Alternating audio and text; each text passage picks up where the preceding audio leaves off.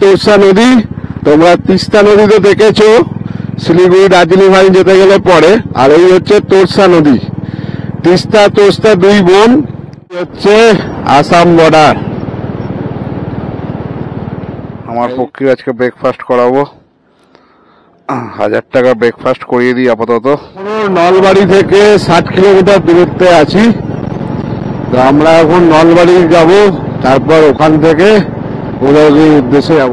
3A0289 এই যে এই গাড়িটা, এটা ভুটানের গাড়ি আছে।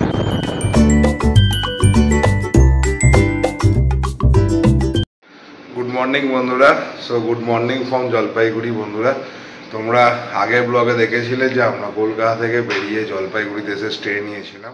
বন্ধুরা, আমরা জলপাইগুড়ি থেকে বেরোবো আসামের উদ্দেশ্যে।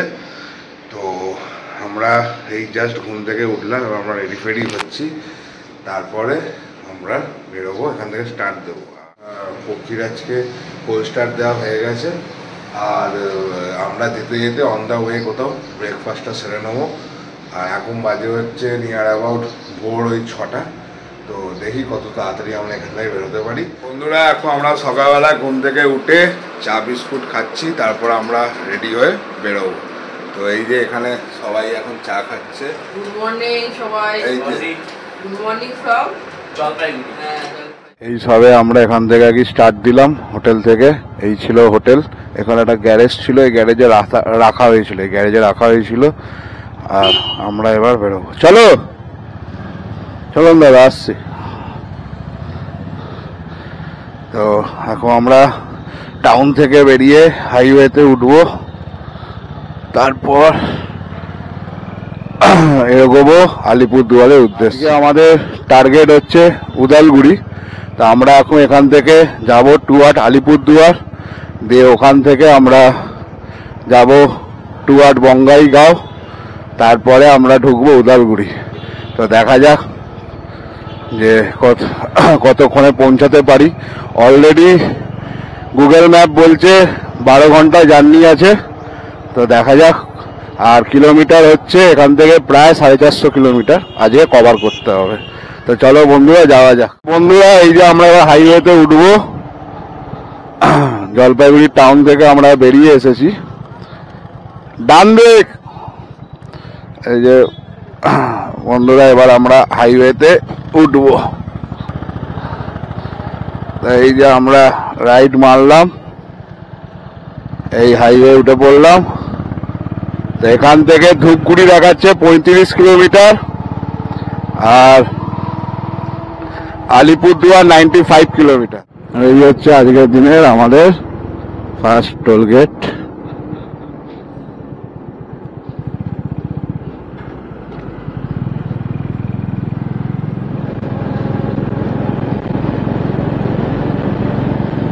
এই যে ওরা যাচ্ছে, আমরা দুজন মিলে এগোচ্ছি অরুণাচলের উদ্দেশ্যে। আজকে হচ্ছে আমাদের ডে 2, সেকেন্ড দিন। এখান থেকে এখন আমরা আলিপুরদুয়ার যাব। আলিপুরদুয়ার হচ্ছে বর্ডার লাইন ওয়েস্ট বেঙ্গল আর আসামের, তারপর আমরা আসাম ঢুকবো। আমরা এখন তিস্তা পার করছি, এটা হচ্ছে তিস্তা। দেখো দেখো, একদম জল নেই তিস্তাতে। এই হচ্ছে তিস্তা নদী। আমরা এখন তিস্তা নদীর ওপর দিয়ে যাচ্ছি টুয়ার্ড আলিপুরদুয়ার, আর এরপরে আসবে তোরসা নদী। বন্ধুরা, এই দেখো চা বাগান, এই যে চা বাগান। আমরা হাইওয়ের ওপরে আছি, আর এই যে নিচে চা বাগান। আমার আগে একটা ঢাকা থেকে একটা রাইডার এসছে, কাপল। এই যে যাচ্ছে, আমার আগেই যাচ্ছে, নাম্বার প্লেটে লেখা আছে ঢাকা। খুব ভালো লাগছে। তো দেখি যদি সুযোগ হয়, রাস্তায় যদি কোথাও দাঁড়ায় তাহলে কথা বলবো, কিন্তু মনে হচ্ছে না যে দাঁড়াবে বলে, যা টানছে। হচ্ছে তোরসা নদী। তোমরা তিস্তা নদী তো দেখেছো শিলিগুড়ি দার্জিলিং ভাই যেতে গেলে পরে, আর এই হচ্ছে তোরসা নদী। তিস্তা তোরসা দুই বোন, আর এই হচ্ছে তোরসা নদী, যেটা আলিপুরদুয়ার যেতে গেলেই পরে আমার জানা। আর এখান থেকে আলিপুরদুয়ার আর 20 কিলোমিটারের মতন বাকি, এটা হচ্ছে তোরসা নদী। তো বন্ধুরা, এই হচ্ছে আলিপুরদুয়ার টাউন। আমরা এখন যাচ্ছি আলিপুরদুয়ার থেকে ডাইরেক্ট আসামের উদ্দেশ্যে, মানে এখান থেকে স্টেটটা চেঞ্জ হবে আর কি। আলিপুরদুয়ার এটা হচ্ছে বর্ডার লাইন, ওয়েস্ট বেঙ্গলের বর্ডার হচ্ছে আলিপুরদুয়ার, দিয়ে আমরা আসাম এন্ট্রি করব। চলো যাওয়া যাক। এখান থেকে আর মোস্ট প্রবাবলি মনে হয় 7 কিলোমিটার এগোতে হবে, তারপরেই আমরা হাই রোডটা পাবো টুয়ার্ড আসামের উদ্দেশ্যে। এই ওয়েস্ট বেঙ্গল বর্ডার পার করে আমরা এখন আসামে ঢুকছি, আর এই হচ্ছে হাইওয়ে অবস্থা। এই যে এখানে লেখা আছে বঙ্গাইগাঁও 106 কিলোমিটার, গুয়াহাটি 200 কত 92, নলবাড়ি 214।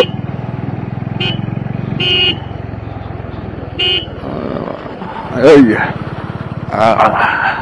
106।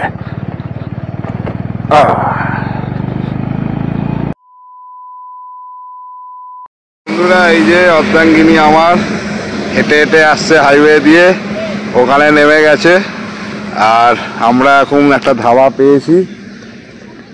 আমাদের রুটি আর এই যে তরকা, এক তরকা নেওয়া হয়েছে, আর রুটি, সাথে তো পেঁয়াজ আছে, পেঁয়াজ না থাকলে তো হয় না। আর আমাদের খাবার খেতে হবে। কি হয়েছে তোমার চোখ মুখটা এরকম লাগছে কেন? এই এখন খেয়ে টানতে হবে তাই। কিনে কি আজকে উঠে যাবো আমরা একেবারে উঠে যাবো? তাতে মনে হয় রিয়াকশনটা আমরা এখানে ব্রেকফাস্ট সারলাম। এই হচ্ছে হোটেল ভুবন প্রিয় হোটেল, ভুবন প্রিয় হোটেল অ্যান্ড রেস্টুরেন্ট। এখানে আমরা আজকে খেলাম রুটি আর এক তরকা, আমাদের টোটাল বিল হলো 200 টাকা। আর এবার আমরা এখান থেকে স্টার্ট দেব। আর এখন আপাতত দেখি তেল ফেল ভরতে হবে, ডাইরেক্ট বঙ্গাইগাঁও যাব। এখান থেকে বঙ্গাইগাঁও নিয়ার অ্যাবাউট 100 কিলোমিটারের মতন বাকি। আর এই যে অভিনন্দন মাঝি সব করছে, চলো যাওয়া যাক। বন্ধুরা এই হচ্ছে আসাম বর্ডার, এই আমাদের জন্য গেট খুলে দিল। এই হচ্ছে আসাম বর্ডার বন্ধুরা, এই আমরা আসাম ঢুকে গেলাম। আসামের গাড়ি দেখতে পাচ্ছ আমার সামনে, এই যে একটা হুন্ডাই i10 আসামের নম্বরে। আসামেও টোটো চলে, শুধু পশ্চিমবাংলায় চলে না, আসামেও চলে টোটো। আসামে ঢুকে গেছি যখন, এবার পক্ষীরাজকে ব্রেকফাস্ট করাতে লাগবে। তো বন্ধুরা তোমাদেরকে একটা কথা বলে রাখি, আসামে কিন্তু তেলের দাম কম আমাদের ঝাড়খণ্ডের মতন। আসাম ঢোকার আগে এই একটা ব্রিজ পড়লো, এটা কি নদী তোমরা অবশ্যই কমেন্ট বক্সে জানিও। এই নদী পার করে আমরা পুরোপুরি আসাম ঢুকে গেলাম। এই যে এখানে দেখতেই পাচ্ছ আসাম পেট্রোল পাম্প 2 কিলোমিটার আগে গিয়ে আছে। এই হচ্ছে আসাম। ব্রেকফাস্ট টাইম পক্ষীরাজের, আমাদের হয়ে গেছে ব্রেকফাস্ট। পক্ষীরাজকে ব্রেকফাস্ট করাতে হবে। এই যে স্বাগত है, इंडियन ऑयल বলছে স্বাগত।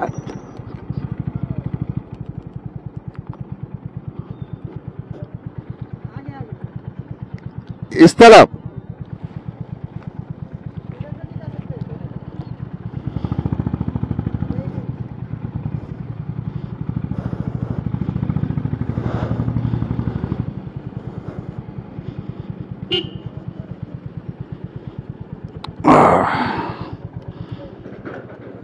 फुल नॉर्मल है।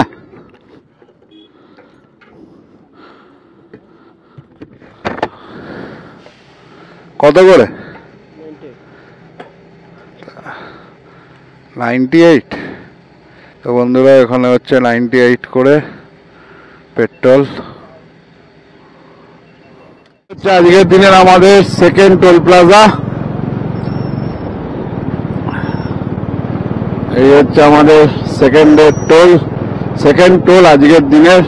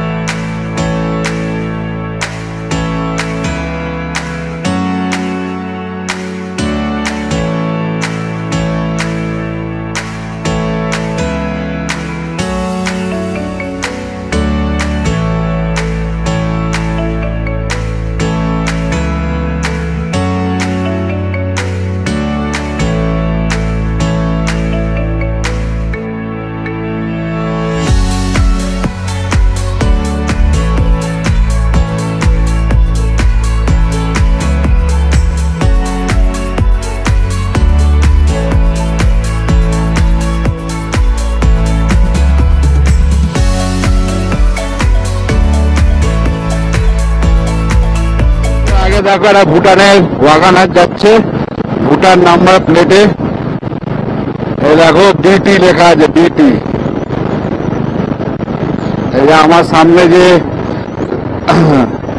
লাল কালারের যে ওয়াগানারটা যে যাচ্ছে, দেখো বিটি লেখা আছে, মানে হচ্ছে ভুটানের গাড়ি। এটা ভুটান নাম্বার প্লেট, এটা BT3A0289। এই যে এই গাড়িটা, এটা ভুটানের গাড়ি আছে।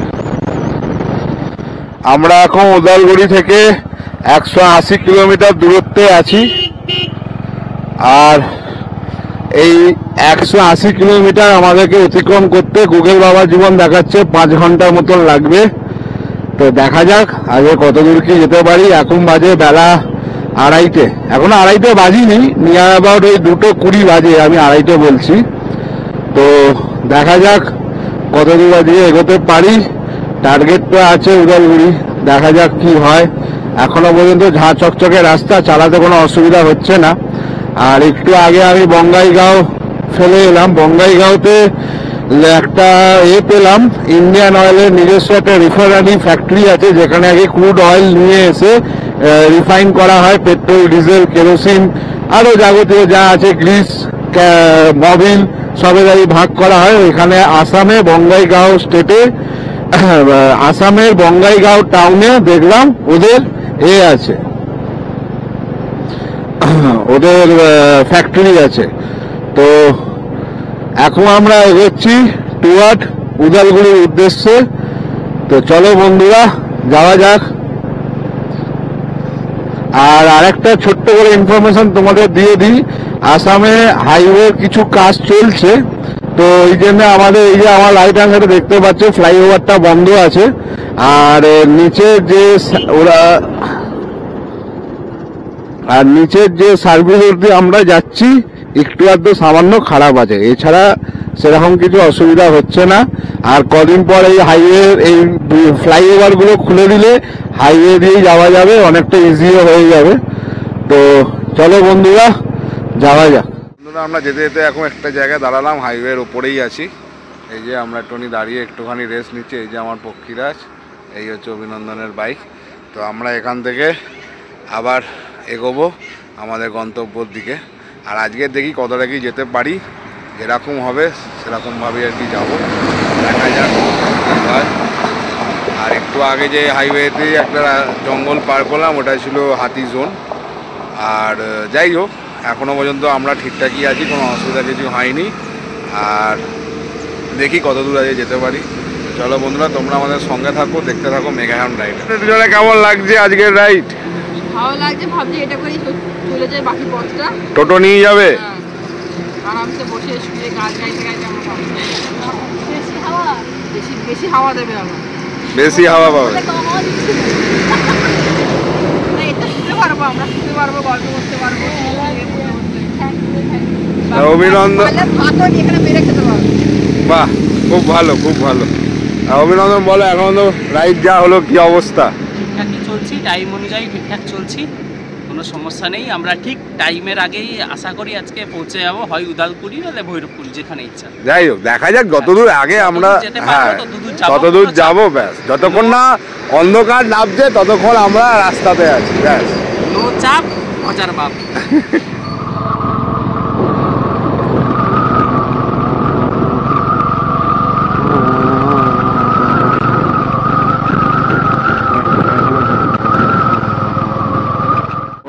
এখন আমরা 100-110-এ ক্রুজ করতে করতে যাচ্ছি এই রাস্তা দিয়ে, আসামের ভেতর দিয়ে।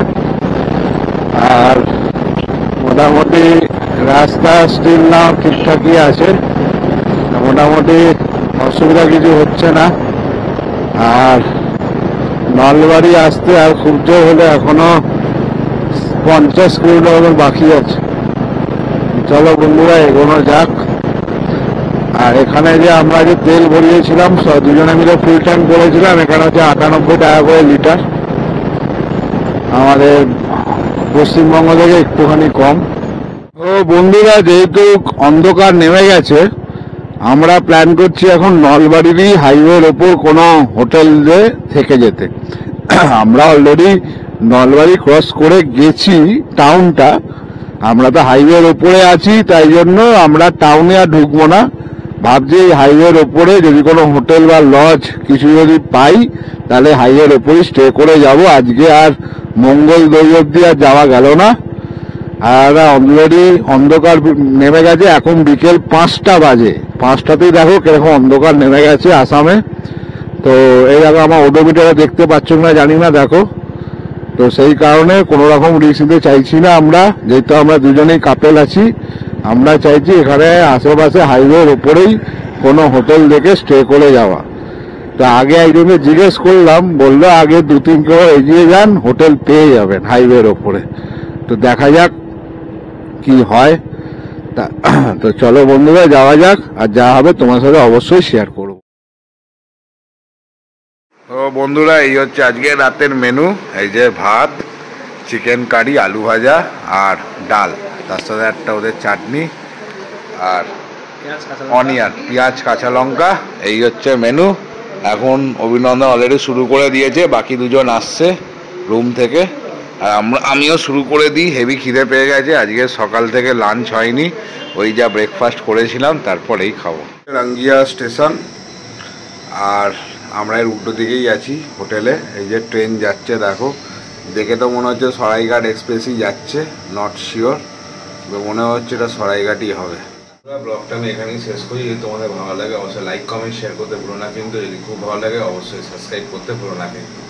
তো চলো বন্ধুরা, ব্লগটা আজকে এখানেই শেষ করছি। Right from Rangia. তো চলো, টাটা।